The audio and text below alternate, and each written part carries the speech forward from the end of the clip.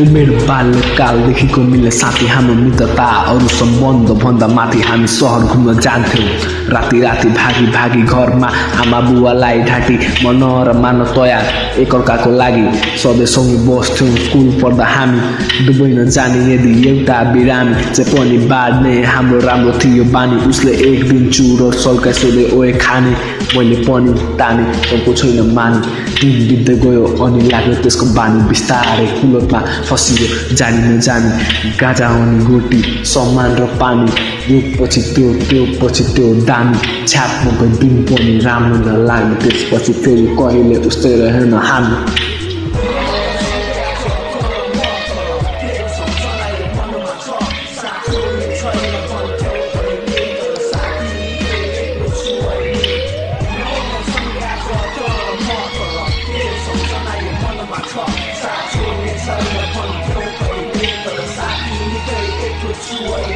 यसरी नै लागु पदार्थमा डुब्दै गयौँ गलती नै खराब परिणामको शिकार भयौँ कतिलाई कुट्यौँ लुट्यौँ कतिलाई ठोक्यौँ घरमा आफ्नो आमा बुवासँग जर्थ्यौँ आफैमा लड्यो तर खान छोडेनौँ बिस्तारै हामी एकअर्कासँग बोलेनौँ सुन्ने गर्थे दाजुभाइले हाम्रो बारेमा बिना मलाई एक रति राम्रो लागेन अब सबै त्याग्ने मैले बाचा गरेँ बाहिर ननिस्के कोठाभित्र सुतेर बसेँ बिस्तारै म पढाइतिर अघि बढेँ सुन्ने गर्थे ऊ अझै त्यस्तै छ भने एक दिन सानो उसको भाइ मसँग रुन लाग्यो मेरो मनमा विभिन्न प्रश्नहरू उठ्न थाल्यो रात अस्पतालमा बितोरे माथि आकाश खस्यो म बेहोसिएँ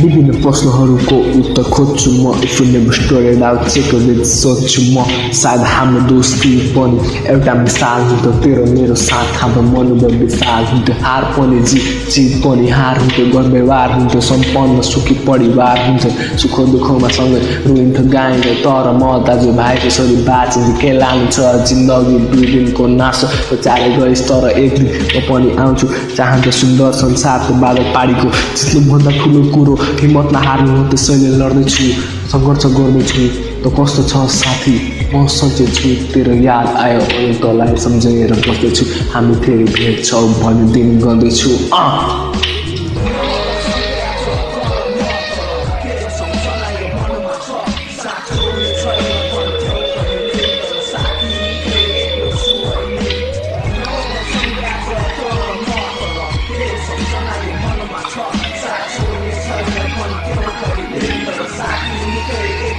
What